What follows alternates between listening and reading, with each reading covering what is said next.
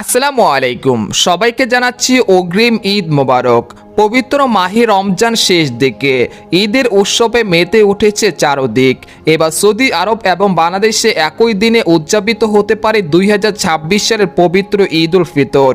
এছাড়া এই বছর 29টি রোজা হবে নাকি 30টি রোজা, এবং বাংলাদেশ ও সৌদি আরবে কবে ঈদ উল ফিতর উদযাপিত হতে পারে এ বিষয়ে এই মুহূর্তে সৌদি আরব থেকে কি তথ্য প্রকাশ করা হচ্ছে, আরও বিস্তারিত জানতে ভিডিওটি প্রথম থেকে শেষ পর্যন্ত দেখতে থাকুন।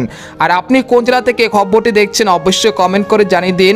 আর সবার আগে সর্বপ্রথম সঠিক খবর জানতে আমাদের চ্যানেলটিকে সাবস্ক্রাইব করে রাখুন। এবার জেনে নিন এক নজরে। বছর ঘুরে আবারও চলে এসেছে পবিত্র ঈদ উল ফিতর। বাংলাদেশে চলতি বছর পবিত্র রমজান মাস পূর্ণ 30 দিন হওয়ার সম্ভাবনা রয়েছে বলে ধারণা করা হচ্ছে। জ্যোতির্বৈজ্ঞানিকের হিসেব অনুযায়ী নতুন চাঁদের জন্ম হবে 19শে মার্চ। তবে ওই দিন আকাশে চাঁদ খুব সহজে দেখার সম্ভাবনা কম।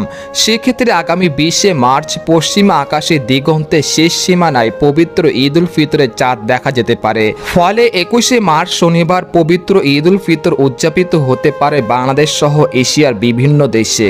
এদিকে সৌদি আরবে 18ই মার্চ ঈদ উল ফিতরের চাঁদ দেখার সম্ভাবনা খুবই কম বলে জানিয়েছেন দেশটির আবহাওয়াবিদরা। তবে 19শে মার্চ সৌদি আরবের আকাশে চাঁদ স্পষ্টভাবে দেখা যেতে পারে। সেই অনুযায়ী 20 মার্চ শুক্রবার সৌদি আরবে পবিত্র ঈদ উল ফিতর উদযাপিত হতে পারে। সাধারণত বাংলাদেশের ক্ষেত্রে সৌদি আরবের একদিন পর ঈদ উদযাপন করা হয়। সেই হিসেবে দেশে 20 মার্চ চাঁদ দেখা গেলে 30শে রমজান পূর্ণ হয়ে 21শে মার্চ পবিত্র ঈদ উল ফিতর উদযাপিত হতে পারে বাংলাদেশে। এদিকে আবহাওয়া বিশ্লেষকরা বলছেন, ঈদের সময় দেশের কিছু অঞ্চলে কালবৈশাখী সহ ঝড় বৃষ্টিপাতের সম্ভাবনা থাকতে পারে। তাই ঈদের দিন বাইরে বের হওয়ার ক্ষেত্রে সবাইকে সতর্ক থাকার পরামর্শ দেওয়া হচ্ছে। তো এই ছিল খবর। এরকম ইন্টারেস্টিং খবর জানতে আমাদের সাথেই থাকুন। ধন্যবাদ।